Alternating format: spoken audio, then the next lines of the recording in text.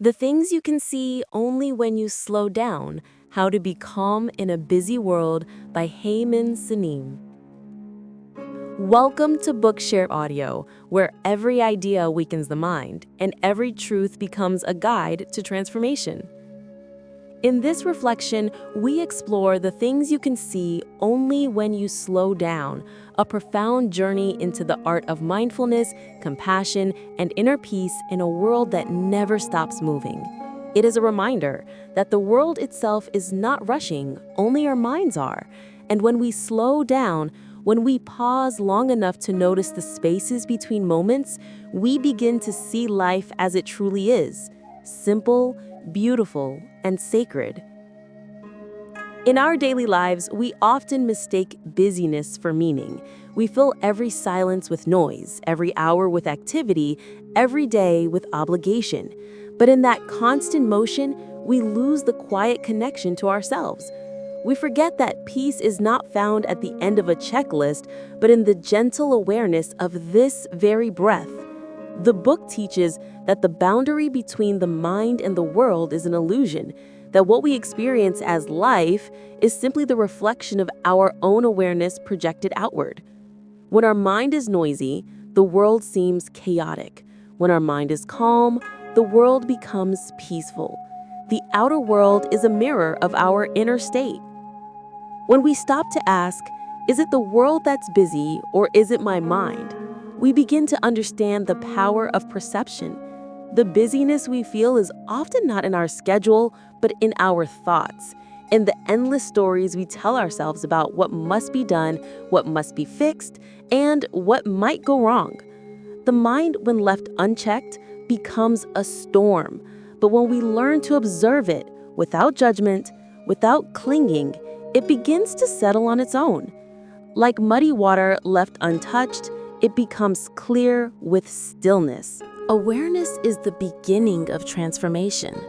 The moment we notice our stress, we are no longer controlled by it. The moment we see our anger, we are no longer lost in it. Every emotion, every thought, every sensation is like a wave, rising, falling, and dissolving. If we do not interfere, if we simply observe with gentle curiosity, the wave passes naturally. The book reminds us that emotions are not enemies to conquer, but messages to understand. They are the language of the soul, telling us what needs attention, what needs release, and what needs love. To be mindful is to become intimate with life itself, to feel the breath without trying to control it, to taste food without distraction, to listen to another person without formulating a reply. True mindfulness is not about escaping the world, but being fully present in it. When we live with awareness, even washing dishes becomes meditation, walking becomes prayer, and silence becomes song. The ordinary reveals its extraordinary nature. Yet, mindfulness is not only about peace. It is about seeing clearly. We begin to notice how our suffering often comes not from events themselves, but from the way we interpret them. A delay, a rejection, a loss. These are not inherently painful. They become painful through the meaning we assign to them. When we believe that life should always go our way, every obstacle feels like an injustice. But when we accept that everything is impermanent, that joy and sorrow, success and failure, gain and loss are all temporary, we find freedom in what is. Acceptance does not mean passivity. It means aligning with reality rather than resisting it. When life disappoints, we are taught to rest a moment, not to escape, but to allow healing to occur naturally. Rest is not laziness, it is wisdom. It is the recognition that the soul needs silence the way the body needs sleep. When our hearts are broken, when our trust is shattered, the instinct may be to act, to fix, to find answers. But the book reminds us that before doing anything, we must pause. In stillness, clarity returns. In rest, strength is reborn. A wound can never heal while we keep touching it. We must give time the space to work its quiet magic. The beauty of slowing down is that it reconnects us to gratitude. When we are not rushing, we notice small things. The warmth of sunlight, the laughter of a child, the softness of our own breath. Gratitude does not come from abundance, but from attention. The more we notice, the more we appreciate. And the more we appreciate, the less we crave.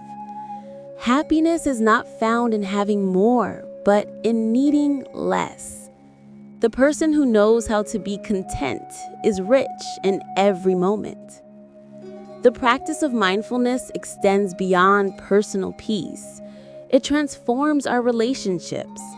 When we are present, we listen better, speak more kindly, and see others more clearly. The art of maintaining a good relationship is like tending a fire. Sit too close and you burn. Sit too far and you grow cold. We must learn the balance between closeness and space, between giving and allowing. Every relationship thrives when nourished by attention, but suffocates when controlled by attachment. Love, in its truest form, is freedom. The willingness to let others be themselves while remaining open to their hearts. Humility is another gentle truth of this teaching. The proud mind argues to be right. The wise heart listens to understand. In every conflict, the ego seeks victory, but the soul seeks peace. Being right is easy.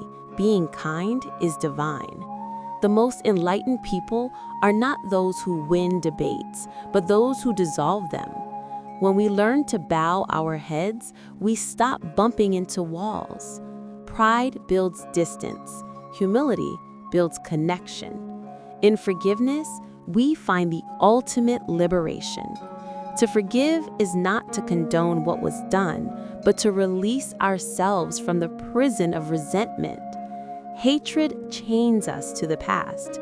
Forgiveness opens the door to freedom. Forgiveness begins with understanding. When we look deeply at those who hurt us, we often find not evil, but pain. Those who inflict suffering are often victims of their own wounds. When we see their fear, their insecurity, their loneliness, our anger begins to soften. Compassion is not weakness. It is strength that sees beyond appearances.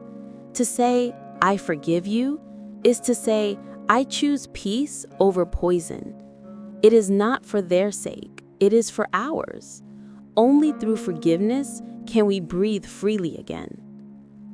The book also reminds us that passion without balance can become a burden. In our eagerness to succeed, to prove ourselves, to be seen, we may lose touch with the joy that inspired us in the first place. Enthusiasm is beautiful, but obsession is heavy.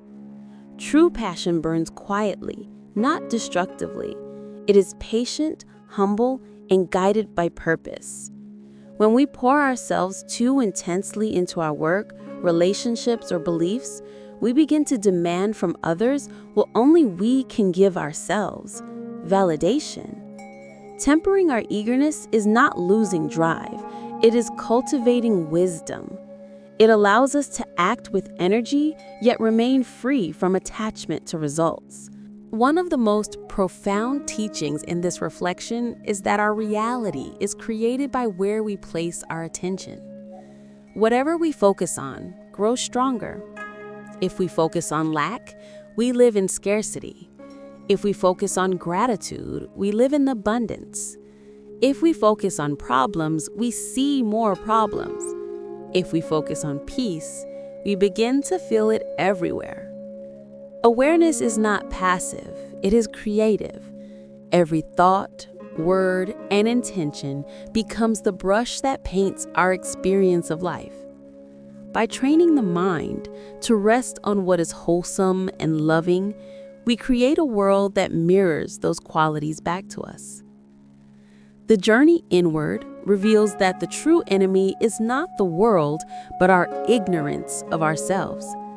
We spend so much time trying to change others, to fix circumstances, to control outcomes, yet we can barely control our own thoughts for a single minute. When we stop trying to manage everything outside and begin to look inward, we discover that peace is not a product of order, but of understanding. The mind is like the sky, vast, open, and clear. Thoughts are merely clouds passing through. No matter how stormy they appear, they cannot stain the sky. Awareness itself is untouched, pure, and ever-present. To recognize that truth is enlightenment. In times of sadness, mindfulness teaches us to observe our emotions rather than drown in them. We are not our anger, our sorrow, or our fear. We are the awareness that knows them. Feelings are guests, they come and go. Suffering begins when we identify with them as me. When we say, I am angry, we become anger. When we say there is anger, we remain free to watch it fade. This shift from identification to observation changes everything. It gives us space between impulse and response, between reaction and understanding. In that space lies the essence of freedom. Every moment of awareness becomes an act of compassion. When we observe others with presence, we begin to see their humanity, the same longing, fear, and hope that live within us. The illusion of separation dissolves. The stranger becomes a mirror. The enemy becomes a teacher. The book beautifully reveals that the entire world is interconnected. Every smile, every tear, every act of kindness ripples outward, shaping the lives of countless others. To live mindfully is to recognize this web of connection and to act with responsibility and love. Even our failures become sacred in this awareness. When we make mistakes, instead of judging ourselves, we can ask, what lesson does this carry? Life is the greatest teacher, and pain is one of its most effective classrooms. Every setback, when met with openness, becomes an invitation to grow. When we stop fighting against difficulty and begin to see it as guidance, we transform suffering into wisdom. Acceptance is not defeat. It is alignment with the truth of change. Everything arises, transforms, and passes away. Knowing this, we learn to move with the flow instead of against it. The art of slowing down is not limited to quiet meditation. It is about living with deliberate grace. When we walk, we can truly feel the ground beneath our feet. When we eat, we can taste the miracle of nourishment. When we breathe, we can recognize that each inhale connects us to life itself. Modern life teaches us to chase, to compete, to accumulate. But the soul's language is silence, patience, and simplicity. To slow down is to come home, to the place within where peace has been waiting all along. Love, too, takes on a different meaning through mindfulness. It is no longer a transaction of needs, but a shared space of presence. To love someone is not to possess them, but to see them clearly, to honor their journey without trying to shape it. Love thrives not on perfection, but on acceptance. When we learn to love others as they are, we begin to love ourselves as we are. And when we can sit in silence with someone, feeling no need to fill the air with words, that is love in its purest form. The final wisdom of slowing down lies in recognizing the sacred in the ordinary. Every smile, every sunrise, every heartbeat is a miracle. The small moments we overlook are often the very essence of life. We do not need grand events to feel alive. We need awareness. When we slow down enough to truly see even the simplest things, the sound of rain, the movement of leaves, the laughter of a child, become gateways to joy. The world has always been beautiful. We were simply too hurried to notice. To live slowly is to live deeply. It is to trade distraction for devotion, noise for stillness, and speed for substance. It is to realize that happiness was never somewhere else. It was here all along, waiting beneath the layers of hurry and worry. Every breath, every step, every moment is a chance to return to ourselves, to this simple truth. We are enough. Life is enough. This moment is enough. So pause. Take a deep breath. Let the noise of the world fade into the background. Feel your heart beating quietly, faithfully. That is life speaking to you. That is the voice you have been too busy to hear. Slow down, and you will see what was always there, the things visible only when the mind becomes still. Thank you for listening to this reflection from Bookshare Audio. If these words touched your heart, please take a moment to like, subscribe, and share with others who may need a pause in their busy lives. Comment below the next book or topic you'd love to hear explored. Your voice helps shape every story we tell. Until next time, stay mindful, stay kind, and remember, sometimes the most profound things are seen only when you slow down. Thank you.